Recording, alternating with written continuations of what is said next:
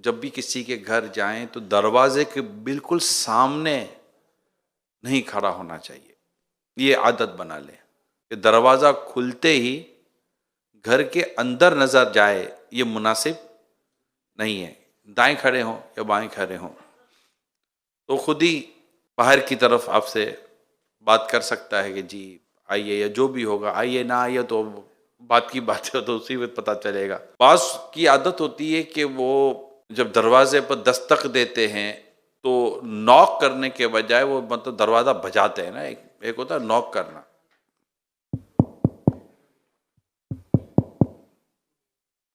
ठीक है, और एक होता है वो समझ नहीं आती कि दरवाज़ा खुलवाने आया कि तोड़वाने आया है, फैसला नहीं हो पाता। नॉक करें, और उमूमन बेल होती है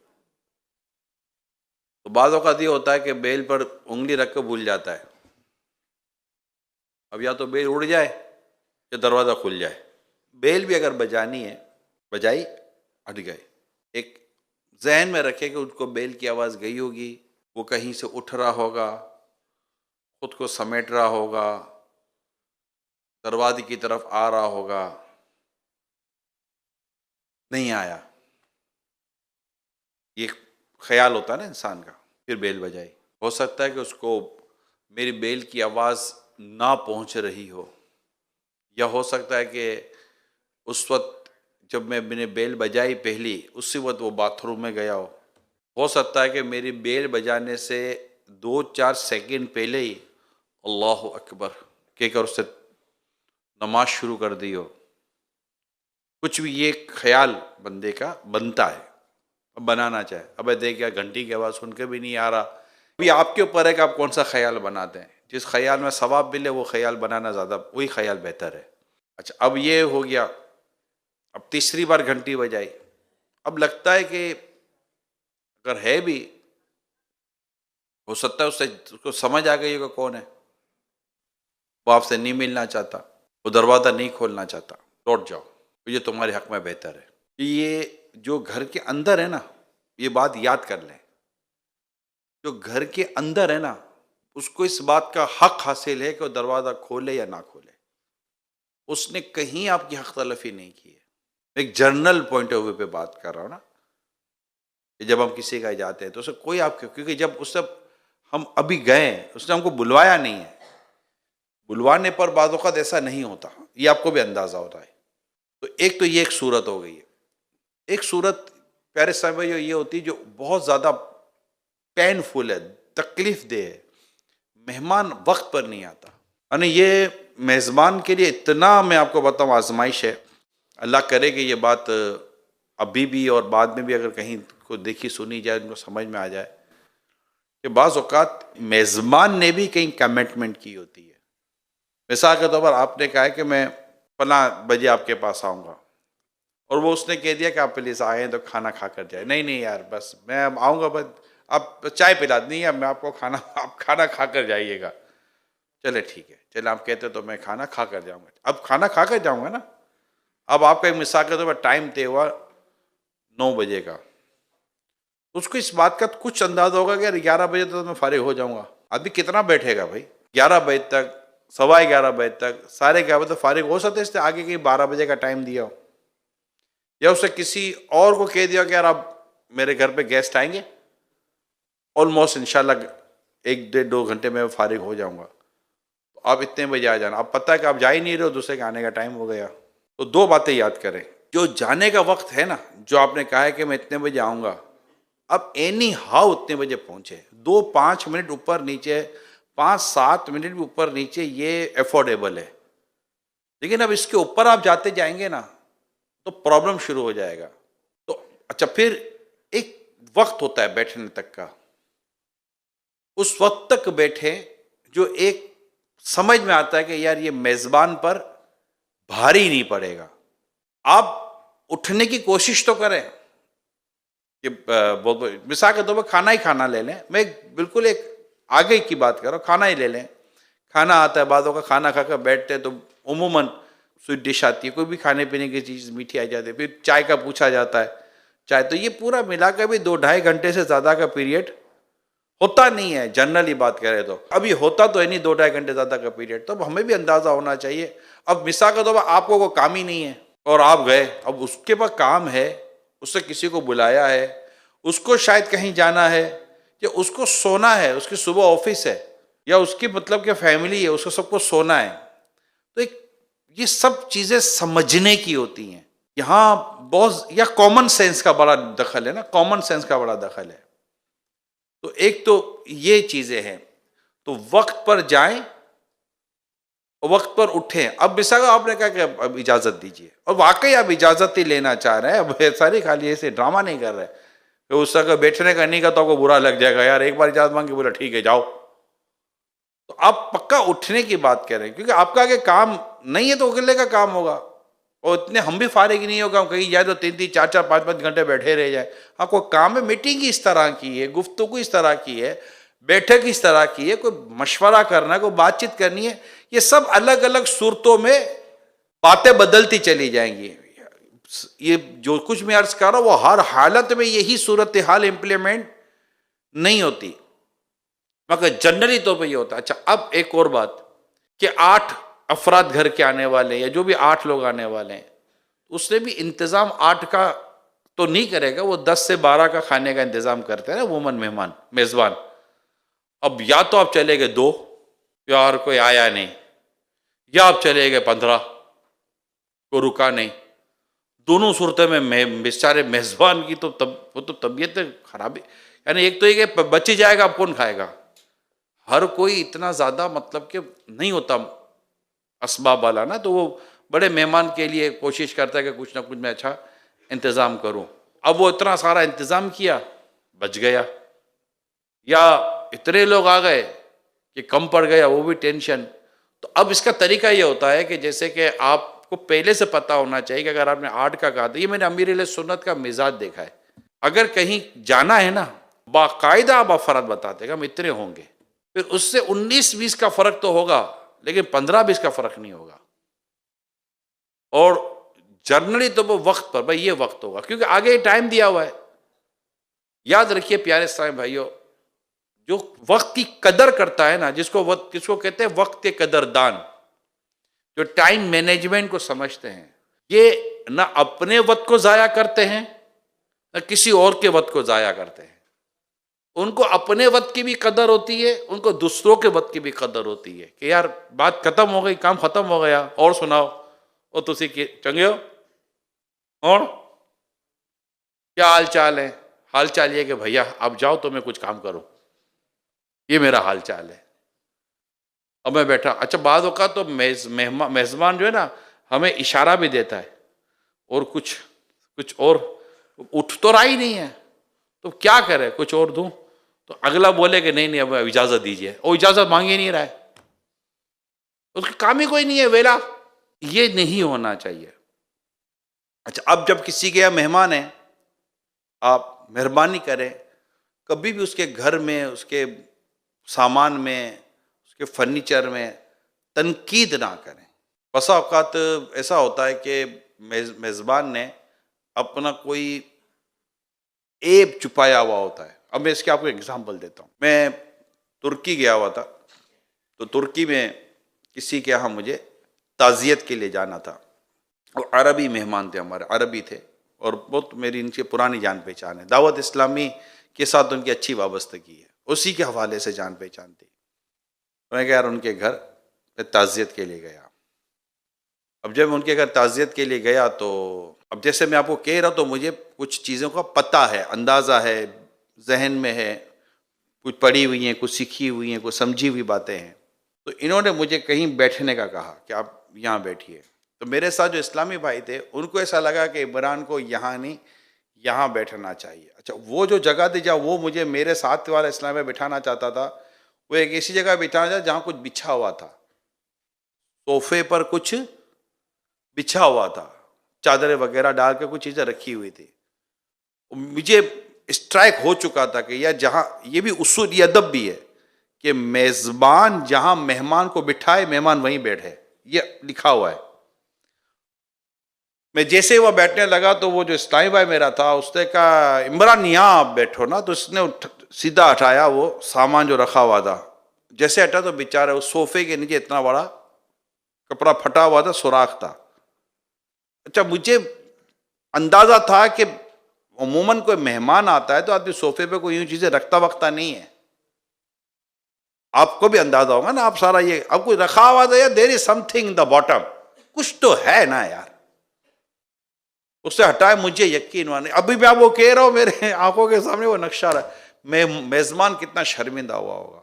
और मैं दोबारा उसको यूं रखा, और बाद वक़्त अलमारी पर कपड़ा डला हुआ होता है और कपड़ा गिराया, बेचारे का दरवाजा ही नहीं है। बाद वक़्त आप गए जाएंगे ना तो किसी बड़ा सा ढेर लगा हुआ होता है कमरे में ना, वो ढेर के ऊपर चादर डली हुई होती है। और पता है उस चादर के पीछे क्या इसने बेचारा अपना राज छुपाया हुआ है। एक बात प्रिंसिपल याद कर लें, उसूल याद कर लें, किसी के घर जाएं तो कोई उठा ये कर दे वो कर दे, ये उठा लिया वो रख दिया, मेहरबानी करे कुछ ना करे, बस आप जाएं। मेरा तो ये आपको मशवरा होगा, कुछ मांगे भी नहीं। जो दिया वो लें, जो नहीं दिया सब्र करें। एक मेहमान किसी के घर गया, जब खाने का वक्त आया तो उसने कहा कि यार अगर वो भी होता ना तो क्या बात थी। किसी डिश का नाम लिया तो वो गया किचन में, वो है बना दो। बोला उसका सामान होगा तो बनाऊंगी। तो उसकी इतनी हैसियत नहीं थी। वो बाजार गया, बर्तन गिरवी रखवाया और वो सामान लेकर आया। वो पका कर अपने मेहमान को खिलाया। मेहमान ने खाया, उसको मज़ा आया और दुआ की। और दुआ में से ये भी कहा, अल्लाह का शुक्र है जिसने मुझे दिए हुए पर कानात अता फरमाई। तो मेज़बान कहने लगा, एक काश के तुझे कानात नसीब हो जाती तो मुझे बर्तन गिरवी ना रखवाना पड़ता। ये कईयों की विचारों, ये मेरे साथ होता है। ये चूंकि मैं जो बातें आपको अर्ज कर रहा हूँ ना, कई बातें मेरे मुशाहिदे की हैं। यानी समझाओ, मैं अपने साथ इस्लामी भाई भी हो यार, वो लाइएगा। अब मैं यार क्या जरूरत थी तुमको मांगने की, क्या जरूरत है मांगने की। दही नहीं है आपके यहाँ? दही वो तो कुंडा पूरा ले जाता ना अपने साथ। दही दही दही दही खाएंगे। घर पे जैसे नहीं कि रोज 2 किलो दही खाता ही है। पूरा महीना हो गया उसको घर में दही नसीब नहीं हुई और मेहमान को बोलता है दही है दही है दही, हजरत को दही खानी है। अबे हजरत ने कब बोला कान में कि तुझे दही खानी है भाई? इल्का हो गया, खुद बोलना मेरे को दही खानी है। अच्छा ये बता दो भाई, ये चीजें बादौकत किचन में होती हैं, रायता दही चीजें होती हैं। अब मेजबान भूल गया, वो एक अलग टॉपिक है। मगर अब मांगो ने ना हो तो नहीं यार दही तो नहीं है। अब ये बताए नहीं है। अब ये जो नहीं है, जो कहना है आपको, कभी आपको आपका वास्ता पड़ा हो मुझे नहीं पता, पांव तले बंदे की जमीन निकल जाती है। या टिश्यू पेपर लाइएगा, तुम यार तुम्हारे घर में 2 साल से टिश्यू का डब्बा नहीं आया और अभी घर में किसी को टिश्यू पेपर है, टिश्यू पेपर नहीं करें। अमीर सुन्नत खाना खाने के बाद टिश्यू का इस्तेमाल फरमाते हैं, टिश्यू पेपर का। उंगलियां साफ करते हैं, धोते जरूर है मगर अभी हाथ सरे दस्त खाने के बाद। मगर मैंने देखा है कि कभी अमीर सुन्नत ने टिश्यू मांगा नहीं है, बल्कि समटाइम टिश्यू आपके जेब में होता है, आप अपने साथ लेके जाते हैं कि मांगना ही ना पड़े। नहीं मांगते यार, ये तो बारहा तजर्बा है साथ जाने का, खाने का, साथ नहीं मांगते। अल्लाह पाक आपको मुझे तौफीक दे। यानी मेहमान को भी खुददार होना चाहिए। बात समझिए आप, मेहमान को भी खुददार होना चाहिए। यानी मना करने, यार आप खाएंगे दे दे, ये ले आओ, ले आए, वो भी दूं, जो देंगे इंशाल्लाह हाजिर हो। ओ भाई मना करने पे तो सीखो ना, नहीं नहीं कोई जरूरत नहीं है। और जब आएगा तो कोई चीज चखने के लिए आती है, खाने के लिए नहीं आती। जो चखने के लिए आए उसको छक्कर वापस कर दें, खाकर साफ ना कर दें। अरे कितना अच्छा होता है कि जब मेजबान बची हुई किसी चीज किचन में ले जाए तो घर वाले कहे बेचारों ने खाया नहीं। या फिर कैसा होता है कि वो खाली प्लेट ले जाए और किचन से आवाज आए सब खा गए। मेहमान ऐसे बनो कि गेट पर वो आपको कहने की ऐसा हो फिर आइएगा, या घर वाले ये पूछे कब जाएंगे, तो बोलूं जाओ, तो सोना है हमको, बच्चे को सोना है, कब जाएंगे, जा रहे तो क्या करूं।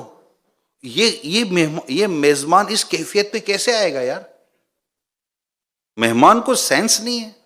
तो ये चंद बातें, मेहमान जब आप बने तो ये चंद चीजें याद कर लें। अच्छा, कभी कभार ऐसा होता है कि आप सफर करके किसी शहर में जाते हैं तो आपको बाकायदा मेजबान कोई कमरा पेश करता है कि आप 2 घंटे 1 डेढ़ घंटा कमर सीधी कर लें, आराम कर लें। तो आप उसका बिस्तर भी इस्तेमाल करते हैं, बादों का उसका वॉशरूम भी इस्तेमाल करते हैं, उसका टॉयलेट भी इस्तेमाल करते हैं, बादों का नहाने धोने की भी ज़रूरत पड़ती है। अलग अलग, मैंने कहा ना, बाज़ों का कुछ दिनों का मेहमान होता है तो कुछ घंटों का मेहमान होता है। तो ये होता है। तो अब कमरे में गए तो कभी भी अगर मिसाल के तौर पर ऐसी सूरत हाल आती है तो अगर आप इस कमरे से बाहर निकलते हैं तो बिस्तर को ऐसा करके निकले जैसे इन्होंने आपको बिस्तर दिया था। तकिया कहीं और, चादर कहीं और, बेडशीट का तो अता पता ही कहीं नहीं है। नहीं होना चाहिए। बाथरूम यूज किया, टॉयलेट यूज किया, तो ऐसे निकले जैसे कि लगे कि यार कोई तमीज वाला आदमी मेरे घर मेहमान बनाता। ये जुमला याद करेंगे आप। यानी जब आप बाथरूम यूज करें, किसी का टॉयलेट यूज करें, किसी का बेडरूम यूज करें, किसी के ड्राइंग रूम में बैठे, किसी का खाना, आपने खाना खाया है, प्लेट आप साफ करेंगे, तो जब आप जाएं ना तो आपके बारे में कम से कम इतने कमेंट मेजबान के होने चाहिए, यार बड़ा रिस्पेक्टेबल और तमीज वाला आदमी आया था। अब इसके लिए क्या कुछ हो सकता है, मैं कितनी डिटेल में जाऊं, इसकी क्या कुछ हो सकता है, इस पर गौर करें। वाईफाई है, वाईफाई वाईफाई है, अब मतलब अभी सारा रास्ता अपना नेट यूज किया इसने, अभी अपने से 10 रुपए बचाने के लिए सवाल कर रहा है वाईफाई है, वाईफाई। तो अच्छा, इसने सारी अपनी अपलोडिंग इसके घर के लिए रखी थी। अब कहाँ अपना डेटा को खत्म कर दूंगा, इसे घर जाकर वाईफाई लेकर ही वीडियो अपलोड कर लूंगा। क्या डाउनलोड बोलते हैं ना, डाउनलोड डाउनलोड कर लूंगा, अपना नेट नहीं जाया करूंगा, अपना डेटा बचाऊंगा, भले इसका बेटा बुरा लग जाए इसका। ये हालत है हमारा। सवाल करेंगे, मांगेंगे। अच्छा, बातों का तो होता है।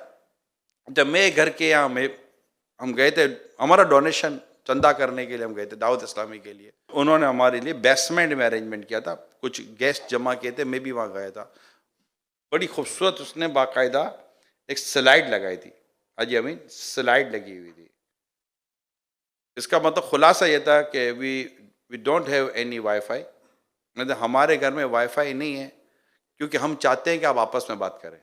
अब भी लगी होगी, मैं जानता हूँ, हमारे मेरे सुन के मुरीद है वो, और दावत इस्लामी के बहुत अच्छे वेल विशर हैं। तो इन्होंने अपने घर पे एक अरेंजमेंट किया था, हम कुछ लोग जमा थे और हमें डोनेशन की और दावत इस्लामी के दीनी कामों की बात करनी थी। बाकायदा उन्होंने ये, अब पूरी मुझे इबारत याद नहीं है लेकिन खुलासा यही था कि हमारे वाईफाई नहीं है, हम चाहते हैं कि आप आपस में बात करें, सवाल ना करें। वाईफाई दीजिएगा, पासवर्ड क्या है, पासवर्ड आपके, जरूरत तो है कि उसके घर पे वाईफाई हो, नहीं होता। अब मेरे को घर में आए तो मेरे घर में वाईफाई नहीं है, मेरे घर में नेट नहीं रखा।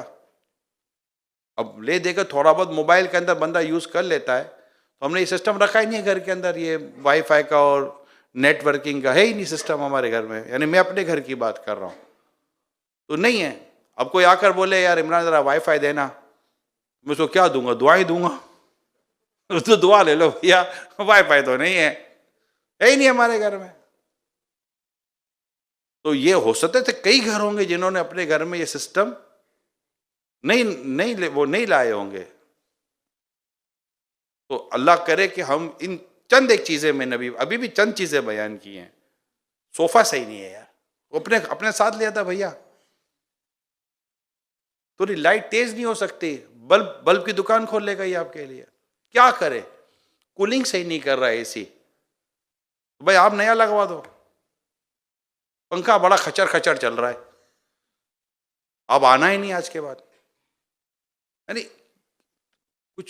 आप समझ रहे, मैंने एक खुश तबई के तौर पर चंद चीजें आपके साथ डिस्कस की है। हम जैसे फोन करते हैं, तो कहा है किसी ने यार कभी फुर्सत मिले तो घर तो आइएगा, तो हम फोन किया, हाँ अस्सलाम वालेकुम जी, तो आप बेचारा, आप मिलते थे कई दफ़ा, कहते थे कि फुर्सत मिले तो घर आइएगा, तो आ रहा हूँ मैं इंशाल्लाह ताला। कहाँ है, ज़रा मुझे लोकेशन भेज दीजिएगा। हाँ मैं फैमिली के साथ आ रहा हूँ, टेंशन नहीं है, हाँ बेफिक्र रहें, ठीक है, मैं हाँ एक डेढ़ घंटे में पहुँच जाऊँगा।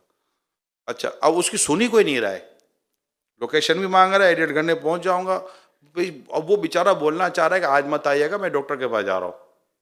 तो ये नहीं, आपसे बातचीत चल रही थी, घर आने का कह रहे थे, तो आपके लिए कौन सा दिन, कौन सा वक्त मुनासिब है कि मैं आपके घर आऊँ? एक सवाल तो कर लें यार, आपके लिए। मुझे बाज़ औक़ात इस्लाम में रब्ता करते हैं कि यार, तो मैं, मुझे कई ऐसे होते हैं, मुझे इनको रिप्लाई में ये कहता हूँ कि आपके लिए कौन सा वक्त, कौन सा दिन मुनासिब है बताएं, तो मैं अपनी भी अवेलेबिलिटी देख लूँगा, दस्तियाब भी देख लूँगा, मैं आपकी भी देख लूँगा, यूँ मिलजुल कर होता है ना, मतलब कि। लेकिन आप जाए किसी के घर रहे हैं और आप यूँ चले जाएंगे, हाँ क्या हाल है, हाँ मैं ले आया हूँ पूरी फैमिली को, पूरी फौज जफर मौज लेकर पहुँच गया भैया। तो ये मैनर्स, एटिकेट्स, तौर तरीके, रवैये, जब जाएं और आपको पता है कि मेरा बच्चा मेरे घर का सामान, मैंने अपने घर में शोपीस नहीं रखा कि मेरा बच्चा तोड़ देता है, और आप जिसके घर जा रहे हैं उसको तो पता ही नहीं है कि इसके साथ कौन सा तूफान है। तो अपने, अब बच्चा है इस तरह, बच्चा तो बच्चा ही है ना, तो कोशिश कीजिए कि बच्चे की इस तरह की तरबियत करके जाएं कि वो आपको वहां घर में शर्मिंदा ना होने दे। ये सारी चीजें प्यारे इस्लाम भाइयों बहुत देखभाल कर समझनी पड़ती है। तो ये कुछ मेहमान के आदाब, मेजबान के तो अभी मैंने कोई बयान ही नहीं किया, समझो, मैंने मेहमान के आदाब बयान किए हैं कि जब किसी के यहाँ मेहमान बने तो जूते बादों का उतारने का प्रॉब्लम आता है, तो इसका मैंने खुद तज्जिया किया है। मैं जब भी किसी घर जाता हूं तो मैं देखता हूं कि मेजबान जूते कहां उतार रहा है। जहां मेजबान जूते उतारता है ना, मैं वहां जूते उतार देता हूं। मुझे ऐसा लगता है कि मेजबान या चप्पल या जूते उतार कर मुझे ये इशारा कर रहा है कि हमारे घर का निज़ाम ये है कि हम चप्पल जूते यहाँ उतारते हैं। अच्छा, दूसरी सूरत, जब भी घर में दाखिल हो तो मैं उमूमन पूछता हूँ किबला रुख किस तरफ है, ताकि जूते का रुख, चप्पल या जूते का रुख किबले की तरफ हो। तो बसा को तो लोग पूछते हैं कि जानामाज चाहिए, जानामाज नहीं चाहिए, जूते उतारने, किबले की तरफ इसका रुख हो। तो कभी उतारने जाए तो फिर वो खुद कह देते नहीं नहीं, आप ऐसे हैं, दुनिया में कई घर हैं, दुनिया में ऐसे आपको कल्चर मिलेगा, ये मुझे पता है कि उनका घर में जूते उतारने का रवाज है ही नहीं। उससे वो समझेगा सोते पर जूते उतारेंगे, या बिल्कुल जब रिलीज हो जाएंगे तब जूते उतारेंगे। उनके पूरे घर में, वो ठंडे मुल्क होते हैं, कई मुल्क ठंडे होते हैं, तो वो उनके जूते वो उतारते ही नहीं है। वो आप उनके पूरे घर में जूतों समेत जाएं, नहीं, उनको वो यही जूते बाथरूम में लेकर चले जाएं आप। ये भी ट्रेंड है, ये इवन ये कुछ वेस्टर्न कंट्रीज हैं, मगरबी ममालिक है, वहाँ ये ट्रेंड है, ये मायूब नहीं, ये खुद घर वालों का ये हाल है। तो या तो वो कह देंगे जूते नहीं, आप जूते उतारने की जरूरत नहीं है, मगर आप देख रहे हैं कि यार लोग जूते उतार ही रहे, तो फिर अपने भी उतार देने चाहिए। तो ये एक कर्टिसी है कि चीज़ें ख़राब ना हो जाए, लोगों के लिए चीज़ें ख़राब ना हो। इस तरह जब आप बाथरूम से बाहर निकल रहे हैं तो कोशिश कीजिए कि खुश्क करके निकलें। कई लोग टॉयलेट यूज़ करते हैं, कॉमोड या WC जो भी है, मतलब कॉमोड, जब एक इंसान फितरी तकाजा है, उसको हाजत होती है, तो याद रखिए हमेशा सफाई के बाद बाहर निकला करें।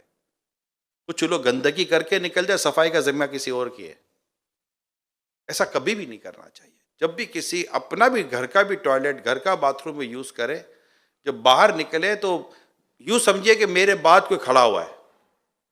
एक तस्वुर, एक ख्याल बता रहा हूं कि मैं जैसे ही बाहर निकलूंगा तो किसी को अंदर जाना होगा, किसी को अंदर जाना होगा, तो जो अंदर जाए ना उसको लगे कि यार क्या यार तमीज वाला आदमी बाहर निकला, यार साफ सुथरा करके बाहर निकला।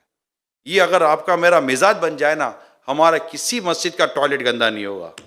हमारी तो मसाजिद के टॉयलेट में प्रॉब्लम है, ये तो आपको भी पता होगा। अंदर जाओ तो वो हालत बुरी होती है बाज़ औक़ात। तो सही तौर पर पानी बहाना, सफाई का ख्याल रखना, ये है। यानी यूँ समझिए कि आप अगर जहाज़ में अगर आपने सफ़र किया होगा एयरक्राफ्ट में, तो उसके बाथरूम में टॉयलेट जो बने हुए होते हैं उनमें बाकायदा लिखा हुआ होता है कि दूसरे पैसेंजर का ख्याल रखते हुए बाथरूम को साफ कीजिएगा। कर्टसी, जो पैसेंजर की कर्टसी लिखा हुआ, कर्टसी का वर्ड लिखा हुआ है वहाँ पर। और मेरे साथ हुआ है ऐसा, मैंने देखा है कि वो, क्योंकि अमूमन जहाज़ में टॉयलेट 3 4 5 कम या ज़्यादा टॉयलेट होते हैं, तो कुछ ऐसा पीरियड भी आता है कि काफ़ी पैसेंजर टॉयलेट की तरफ जा रहे होते हैं, तो पैसेंजर इंतज़ार भी कर रहे होते हैं। तो एक वॉशरूम से जैसे ही बाहर निकला तो किसी को अंदर जाना था, उसने इतना पानी गिराया हुआ था, उफ, उसकी तो हालत ख़राब हो गई थी जो बाहर खड़ा था कि ये मैं यूज़ कैसे करूँगा। हालांकि उसको चाहिए था कि उसने पानी इतना इस्तेमाल किया तो पानी फर्श पर गिर गया था, तो अंदर में इतना टिश्यू पेपर होता है, तो बाकायदा साफ सुथरा करके बाहर निकलता, बेसन गंदी कर देते हैं। तो मेरी ये दरख्वास्त है आपसे कि ऐसा कहीं भी जाएं, किसी का, इवन ये तब होगा जब आपका ये सारा के सारा जो अंदाज है ये आपके घर में होगा। आप अपने घर में इसके आदी होंगे ना, तो आप कहीं भी जाएंगे तो आपकी ये आदत वहां भी कंटिन्यू करेगी। और एक मुसलमान और एक अच्छा मुसलमान ये सफाई का ख्याल रखता है, सुथराई का ख्याल रखता है, और अपने बारे में कोई ऐसी बात आने नहीं देता जिससे उसका इमेज, उसका किरदार डैमेज हो। तो ये मेहमान बने या मेज़बान बने, या कहीं जाएं या कहीं आएं, या कोई टेम्परेरी तौर पर भी, कहीं पेट्रोल पंप पर है, रेलवे स्टेशन पर है, एयरपोर्ट पर है, कहीं भी जाएं, ये चीज़ों का हमेशा ख्याल रखें। स्पेशली जो मजहबी टाइटल होता है जिनका, हम जैसे जो होते हैं, हमारा एक मजहबी गेटअप है, हम कहीं से जब निकलते हैं तो लोगों को पता है कि ये रिलीजियस पर्सनैलिटी बाहर आ रही है, तो उसको बाकायदा ये मैसेज जाना चाहिए कि मैं एक इस्लाम और दीन पर चलने वाला आदमी हूँ, और अल्हम्दुलिल्लाह हमारा दीन और हमारे मज़हब का ये पैगाम है जिस पर आप मुझे अमल करता देखते हैं। इसी तरह मेहमान होकर खाएं तो बाकायदा खाएं ऐसे, चाहे कहीं भी खाना खाएं ऐसे कि कोई आपको खाता हुआ देखकर ये ना कहे कि बेचारा कई दिनों का भूखा है। हर चीज़ अपने अंदाज और एक मोहब्बा होता है, एक मान होता है, एक अपनी रिस्पेक्ट होती है, उसको महलूस रख कर करेंगे, इंशाअल्लाह अज़्ज़ व जल आपको अल्लाह की रहमत से इसके इतने फ़वाइद मिलेंगे, और फिर हमारी नस्लों को ये सारी तरबियत मिलती चली जाएगी इंशाअल्लाह अज़्ज़ व जल। अल्लाह पाक अमल करने की तौफीक अता फरमाए।